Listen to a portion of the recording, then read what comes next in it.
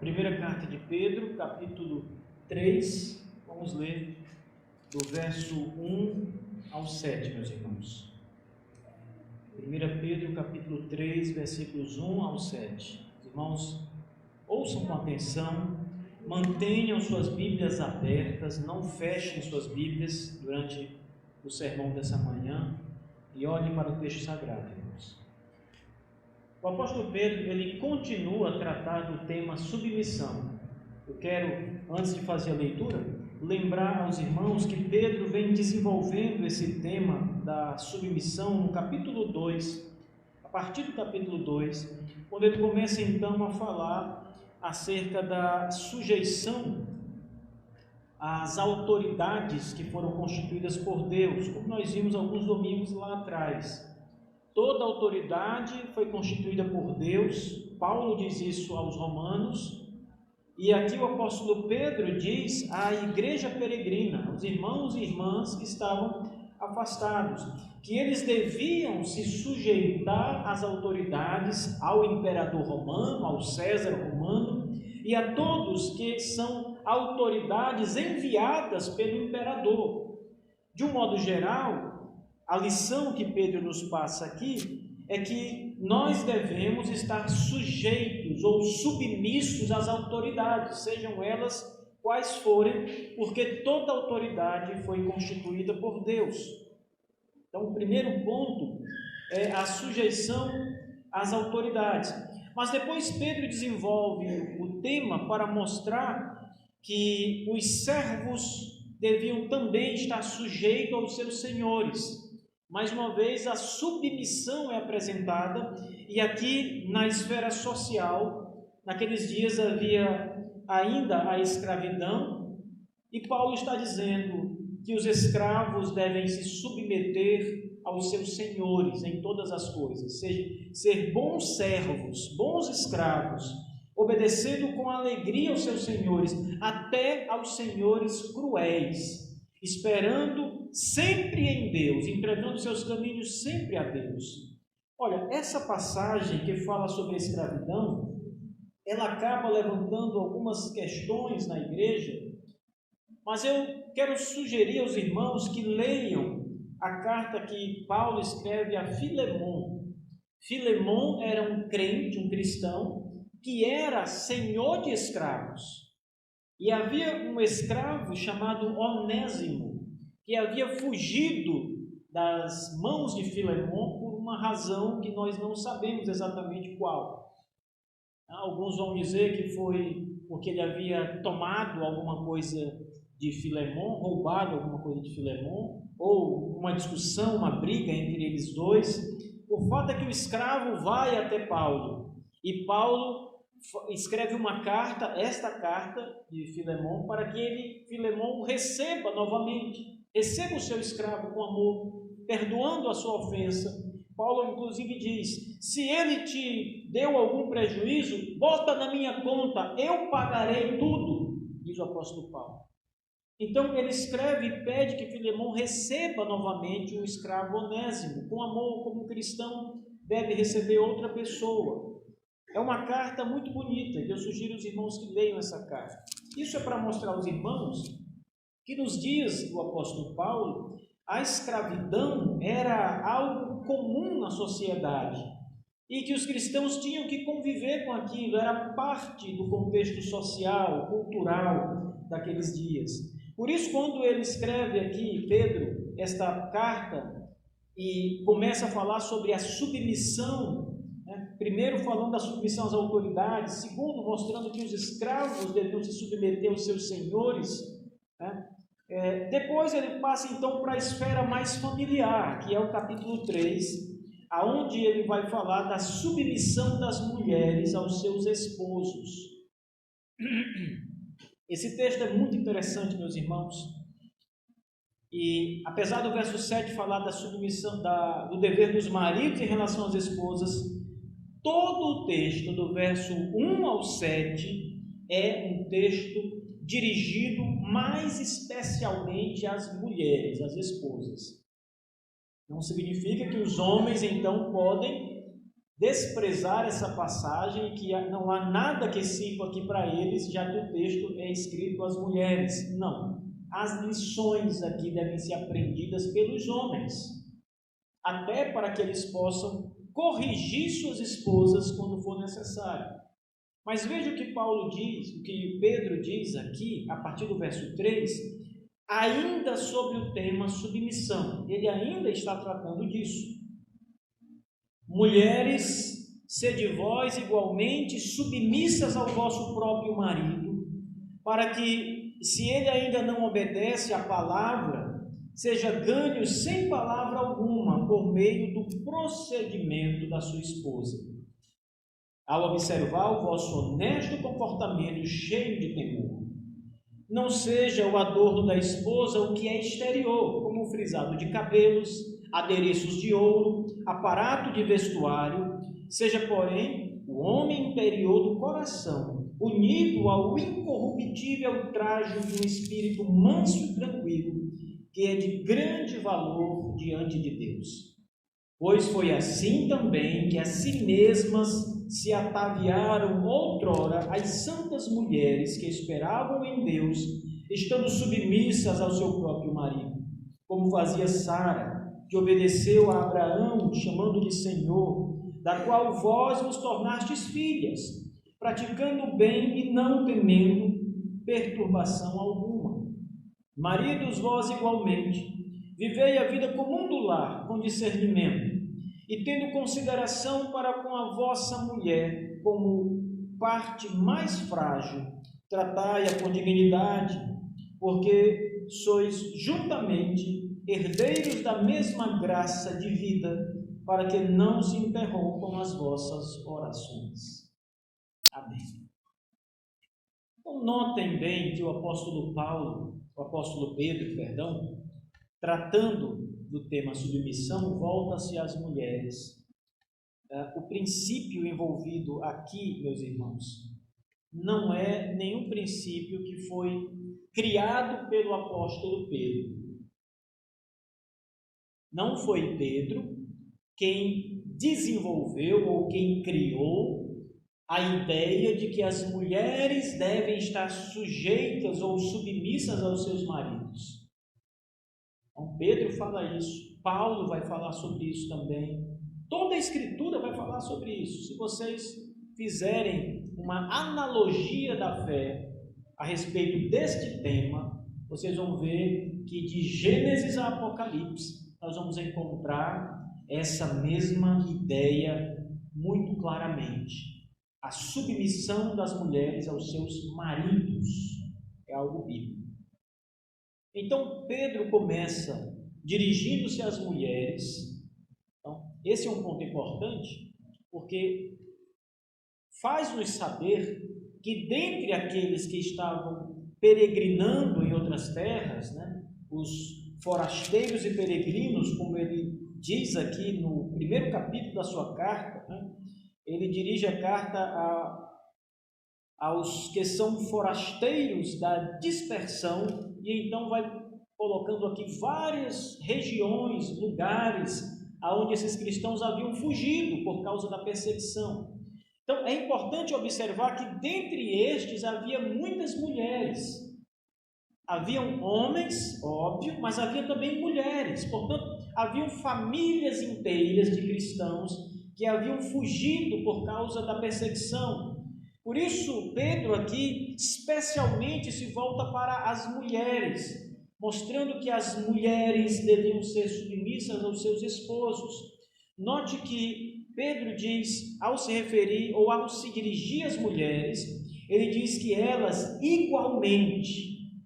Ora, a expressão igualmente significa dizer que assim como os escravos devem se submeter aos seus senhores, e assim como todos nós devemos nos submeter às autoridades superiores constituídas por Deus, também as mulheres da mesma forma, ou seja, também elas devem ser submissas aos seus maridos, igualmente.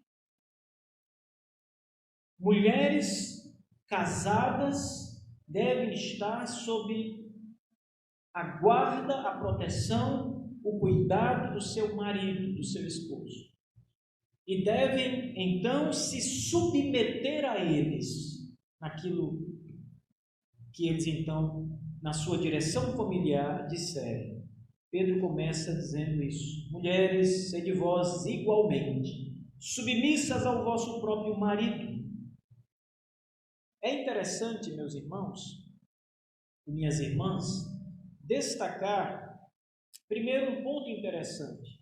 Esta submissão que Pedro se refere aqui às mulheres não é uma submissão da mulher ao homem, é uma submissão da esposa ao marido. O que significa que a minha esposa, por exemplo, não está submissa a outro homem, mesmo sendo ele marido de uma outra mulher. Ela está submissa a mim, que sou o seu esposo. Assim como as mulheres de outros homens aqui na nossa igreja devem estar submissas aos seus próprios maridos. Esta é uma submissão bíblica familiar, já que o homem é o cabeça da mulher. Nesse sentido, na família, o homem é o cabeça da esposa. Portanto, esta submissão familiar não está de modo algum reduzindo as mulheres ou diminuindo-as em relação aos homens de um modo geral, mas está simplesmente apontando que na família as esposas devem estar submissas aos seus próprios maridos, porque isso é bom e agradável a Deus e convém às mulheres santas esta submissão ao seu próprio marido. Agora, uma vez mais, o contexto desta carta, o contexto histórico e geográfico em que estes nossos irmãos do passado, que receberam essas palavras de Pedro, o contexto deles é um contexto pagão. E muitas mulheres cristãs estavam, depois de convertidas, casadas com homens que não eram convertidos. Muitas dessas irmãs que haviam também saído do paganismo, da religião equivocada, haviam saído sozinhas de lá, os seus maridos ainda estavam presos ao paganismo. Então, o que Pedro está dizendo é que estas mulheres cristãs deviam ser submissas aos seus maridos, mesmo sendo eles pagãos. Uma vez mais, a submissão não é da mulher crente ao marido crente. A submissão é da mulher ao marido, seja ele crente ou descrente, seja a esposa crente ou descrente. Como Paulo escreve para mulheres cristãs que já eram novas criaturas e que haviam sido purificadas pelo Evangelho da graça de Deus, o seu coração e a sua mente já eram um novo coração e uma nova mente em Cristo. Essas mulheres cultivavam agora pelo Espírito Santo um novo procedimento, um novo comportamento. E apenas isso poderia ser poderoso o suficiente para torná-las submissas aos seus maridos, mesmo não sendo eles crentes. Um comentarista diz que naqueles dias em que o mundo greco-romano era um mundo completamente pagão, né? Longe de Deus, com outras religiões, as mais absurdas crenças e religiões que vocês possam imaginar, cheio de ídolos, cultos cheios de idolatria, cultos sangrentos literalmente, aonde eles praticavam rituais de toda a natureza. O comentarista diz que quando uma mulher não era da mesma religião que o seu marido, isto significava uma ofensa grave ao marido. Era como se a mulher estivesse afrontando o seu esposo se ela não fosse da mesma religião que ele. Então, uma mulher cristã, nos dias de Pedro, sendo da religião cristã, serva de Jesus Cristo, e sendo seu marido um pagão, ela estava em afronta direta ao seu marido. Por isso, ainda mais, o apóstolo Pedro diz: vós, mulheres, sejam submissas aos vossos maridos. E veja que a referência aqui é maridos que não conhecem a Jesus, maridos que não seguem a Deus, que não conhecem a palavra, para que, se ele ainda não obedece à palavra, ou seja, aquelas que são casadas com homens que ainda não são crentes, que não conhecem a palavra, que não obedecem à palavra, para que esses homens sejam ganhos, sem palavra alguma, por meio do procedimento da sua esposa. Então, note que, primeiro, a submissão deve acontecer, sejam entre os cônjuges, crentes ou não. Esta submissão é no casal, a esposa submissa ao seu marido. Segundo, esta submissão deve acontecer porque, se uma mulher crente submete-se ao seu marido, mesmo sendo ele um homem pagão, descrente, Deus pode ser generoso e, por meio do seu procedimento cristão adequado, o marido ser tocado pelo Espírito. Em outras palavras, irmãos, por meio da obediência da mulher à palavra de Deus, vivendo conforme a palavra de Deus ensina, obedecendo a palavra de Deus em todas as coisas, e assim estando na sociedade como sal e luz, dando um bom testemunho, esquivando-se do mal e das coisas que parecem más, da aparência do mal, esta mulher pode ganhar o seu marido sem palavra.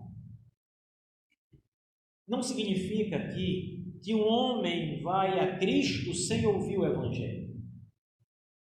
Significa que a postura cristã, honesta, de uma esposa, submissa ao seu próprio marido, que leva uma vida cristã adequada, pode inclinar o seu marido ao Evangelho, ao próprio Senhor Jesus Cristo. E a partir deste comportamento santo da esposa, o marido tornar-se ouvinte da palavra. Ninguém é salvo sem a palavra, sem a pregação. A fé vem pelo ouvir e ouvir a palavra de Deus.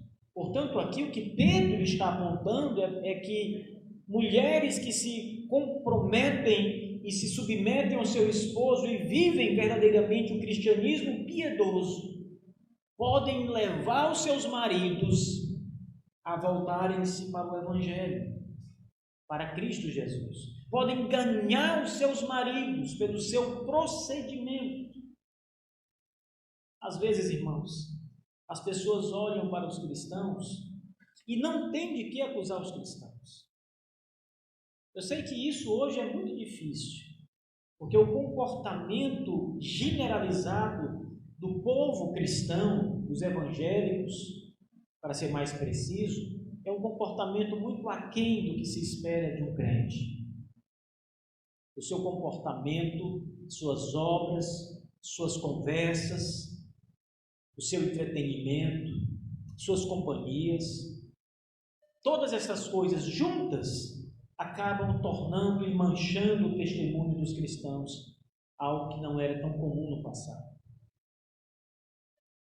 Mas ainda há pessoas que brilham como uma verdadeira pedra preciosa diante do mundo, cujo testemunho é um testemunho zeloso de boas obras, cujo testemunho é admirado ainda por pessoas. E estas pessoas cujo testemunho é sem mácula, o mundo não tem de que as acusar. O mundo não tem de nenhum modo como desqualificar a pessoa. Se não injuriando ou mentindo, mas de forma real, não há como desqualificar. E eu estou dizendo isso a vocês, irmãos.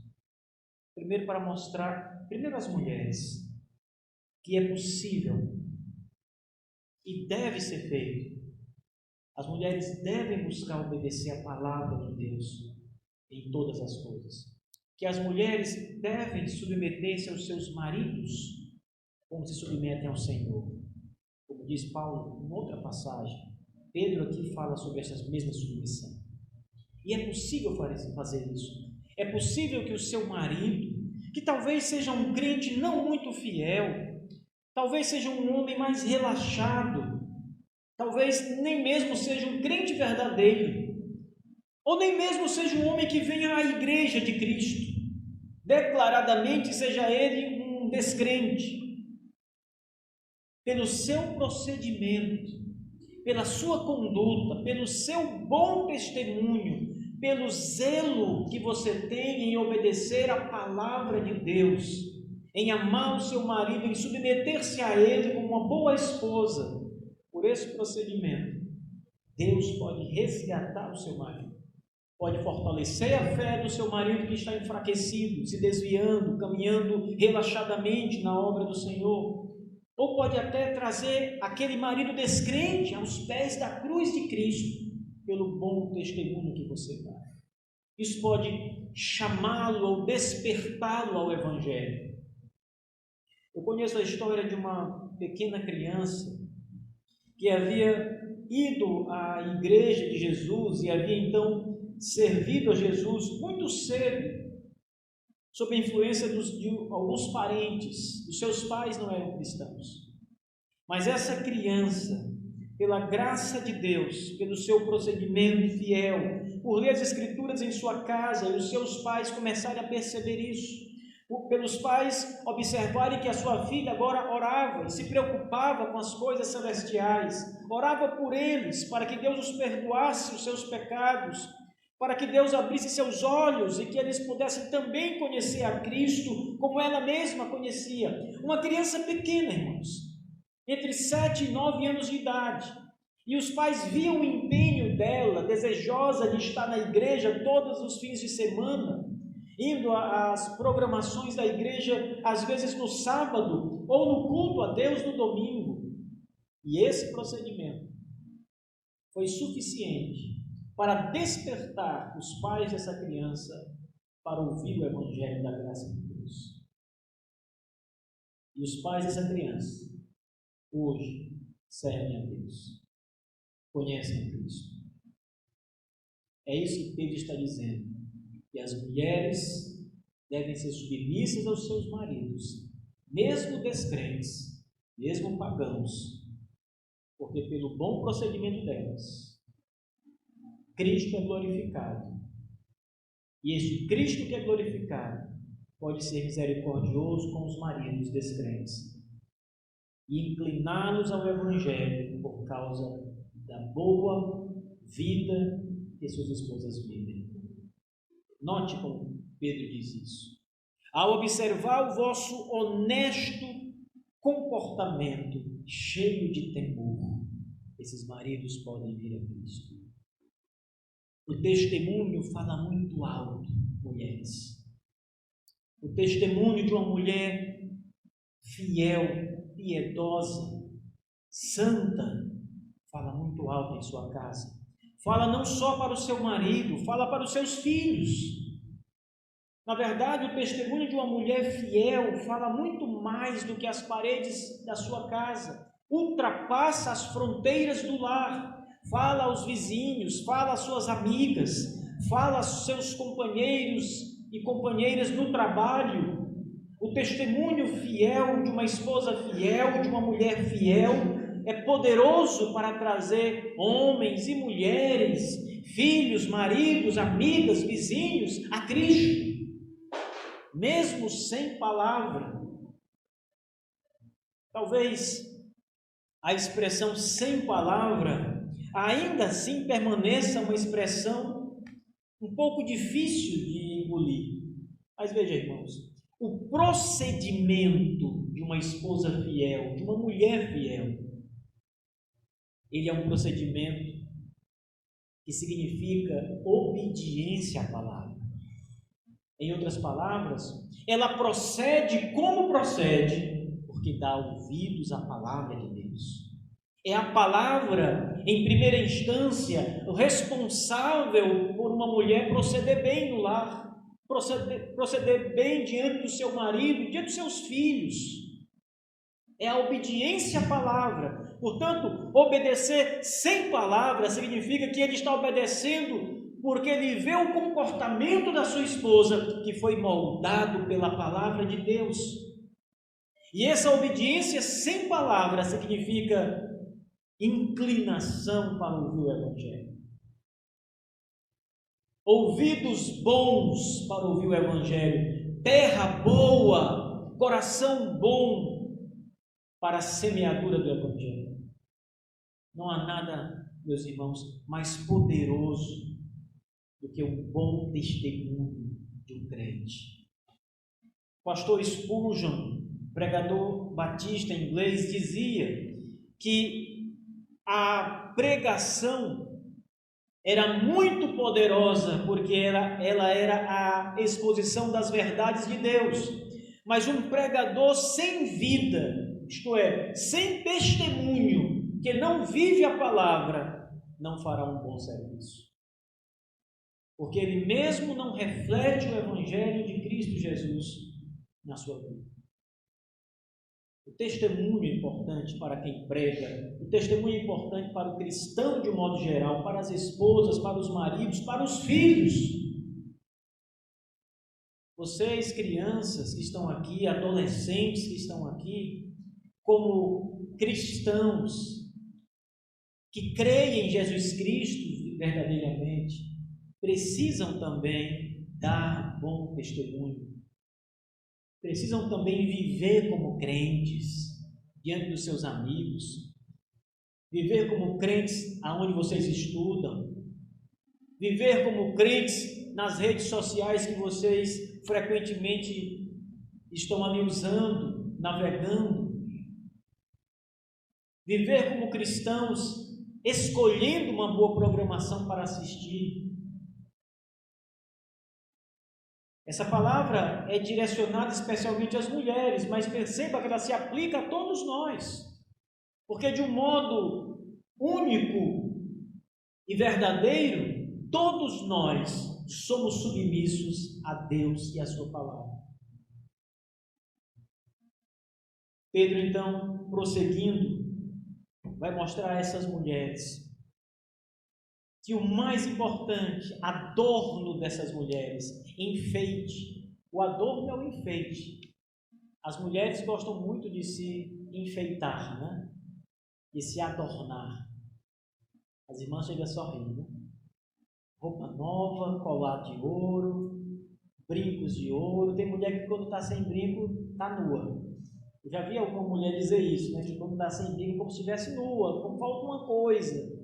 Não está certo, né? Outras mulheres é quando estão sem usar batom e acham que estão sem vida.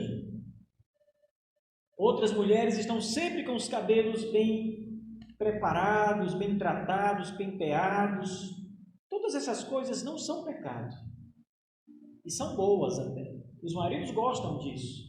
Que suas esposas estejam belas, estejam bem ataviadas, como Pedro vai dizer, os cabelos bonitos, mas essas não são as coisas principais de uma mulher.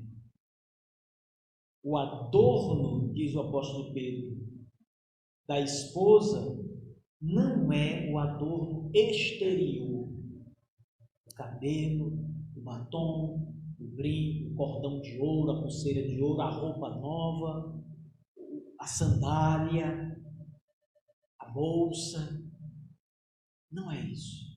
O adorno da esposa não é o exterior, como o frisado de cabelos, como adereços de ouro, aparatos do vestuário, seja, porém, o interior. Aquilo que adorna uma esposa é o seu interior. Pedro chama o homem interior, homem aqui no sentido genérico. Um ser humano no seu interior, na sua pureza cristã, obediência cristã. Seja, verso 4, seja, porém, o homem interior do coração unido ao incorruptível trajo de um espírito manso e tranquilo, que é de grande valor diante de Deus. Sabe o que Pedro está dizendo sobre o adorno das mulheres? Ele está dizendo, não esqueçam as coisas exteriores, como se fossem essas coisas exteriores as coisas principais. Elas não são, não é o ponto, não são proibidas, porque ele vai dizer que Sara se ataviava, se embelezava.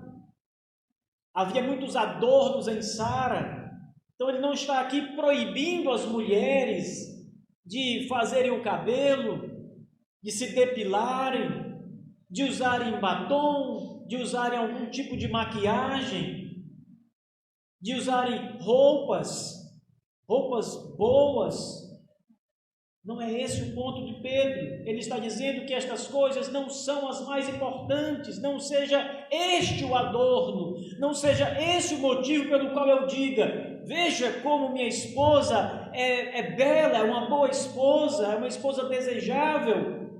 Por quê? Porque veja como ela se veste, veja como ela é linda, veja como é o seu cabelo, veja como as suas maquiagens são belas. Não é esse o adorno principal da mulher. O adorno principal, conforme a palavra de Deus, é o trajo incorruptível, que é apontado como sendo um espírito manso e tranquilo. Irmãos, nenhum marido suporta uma mulher briguenta, escandalosa. Nenhum marido deseja uma mulher assim. Ele quer que a sua esposa seja, como diz aqui o apóstolo Pedro, mansa e tranquila. E Pedro usa essas expressões porque elas são de fato apresentações bíblicas de um coração transformado. Mansidão, domínio próprio. Tranquilidade significa que não é uma mulher que anda sempre furiosa ou desequilibrada em suas ações, palavras, etc. Esse é o adorno que todo marido espera. E é o adorno que Pedro diz. Veja, as mulheres aqui estavam casadas com homens descrentes. E eram mulheres que de alguma forma recebiam tratamento ruim dos seus esposos, especialmente porque haviam deixado a sua religião. Mesmo assim, Pedro diz que o espírito dessas mulheres deve ser demonstrado por uma vida de mansidão e tranquilidade. Mansidão, irmão, significa calma, paciência. Um casamento, ele segue em sua tranquilidade por muitas razões. Há muitas questões que poderíamos levantar aqui em relação a um bom casamento. Mas é certo que uma delas é a vida da esposa em relação ao marido. A do marido também, claro. Mas como estamos voltando-nos para mulheres, e Pedro está falando às mulheres, ele as ensina a viver uma vida mansa e tranquila diante dos seus maridos. Esse é o espírito que se espera de uma esposa.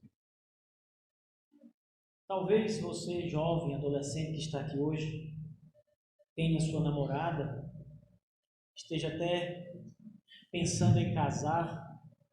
Tem gente aqui que vai casar, né? Está pertinho já.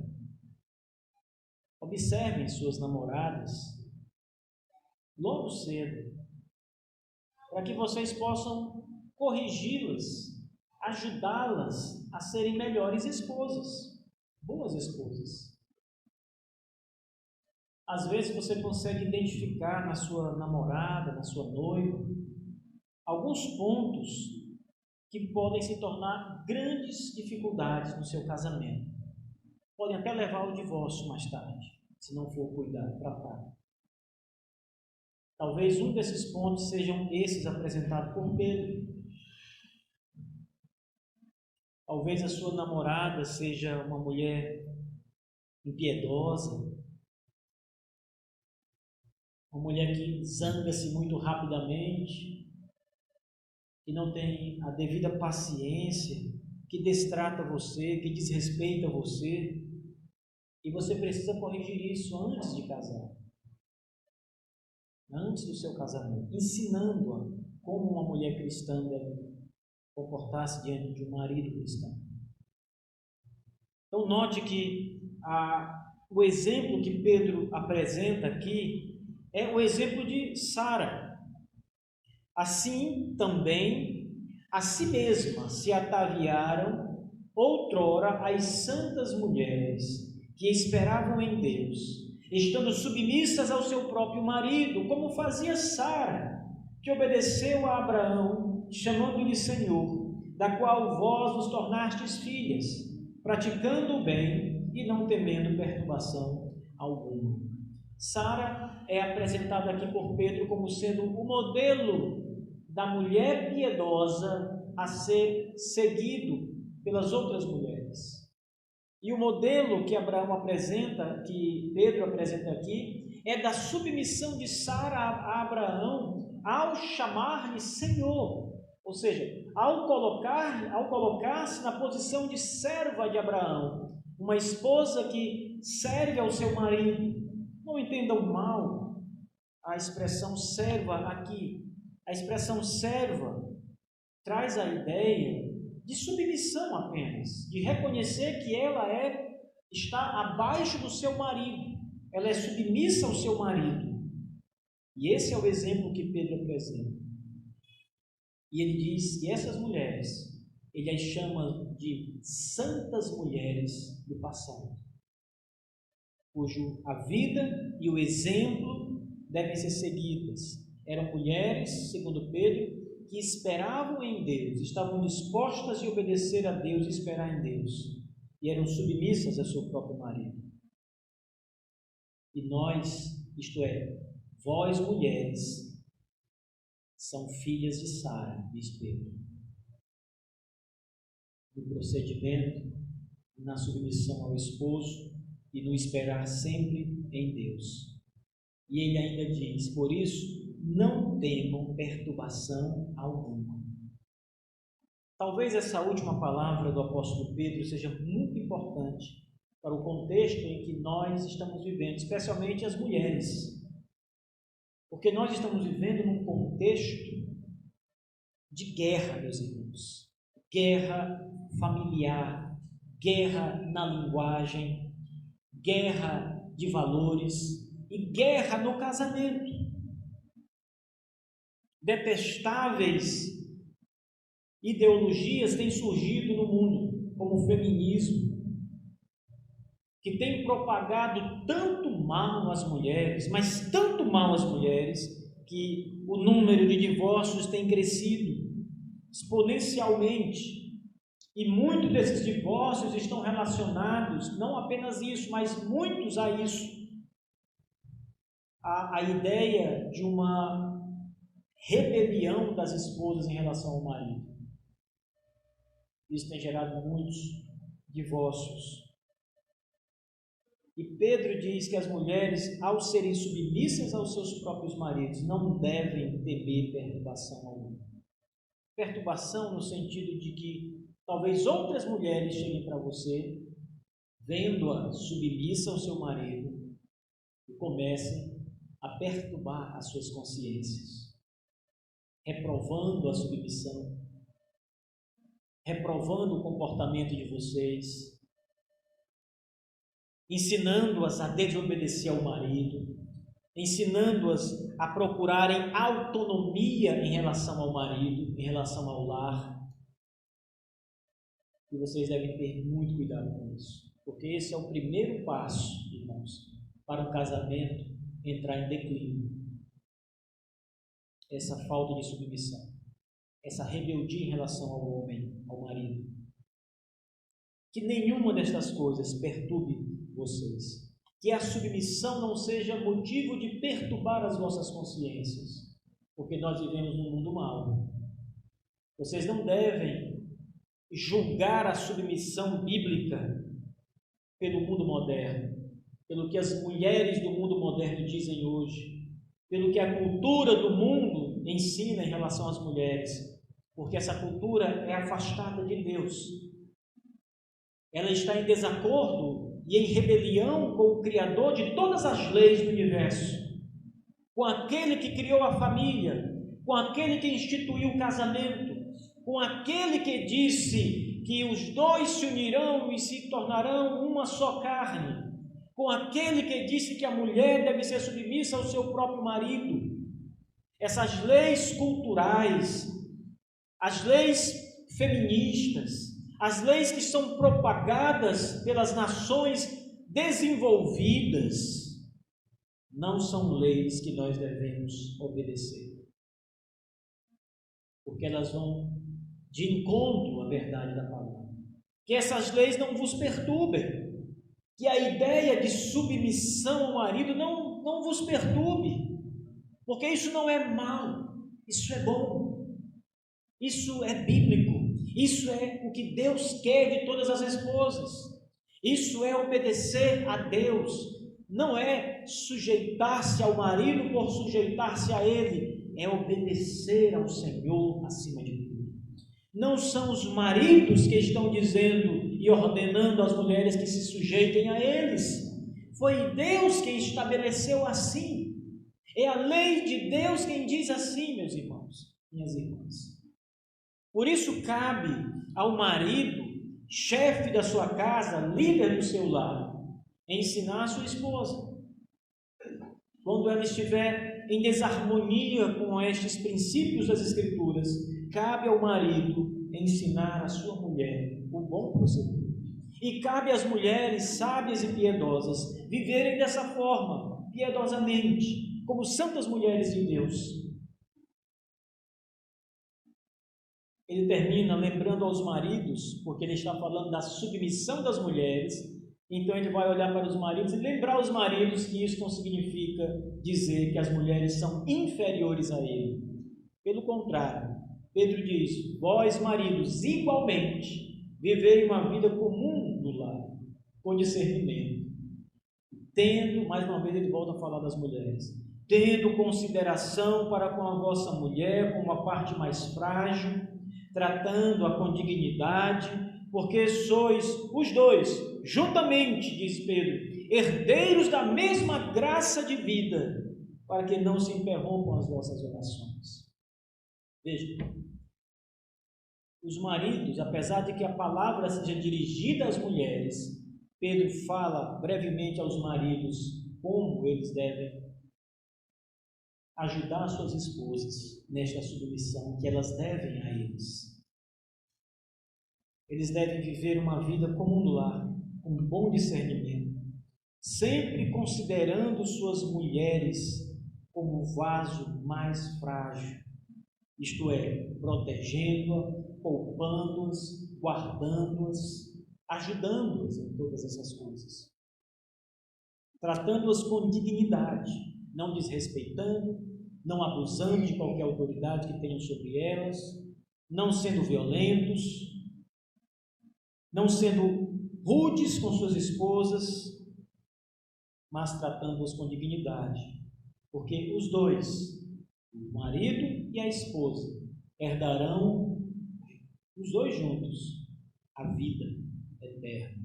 Sois herdeiros da mesma graça da vida. E vivendo em harmonia, o marido e a mulher, Pedro diz: as orações de vocês não serão interrompidas. Ele tem em mente que o marido e a esposa oram juntos a Deus.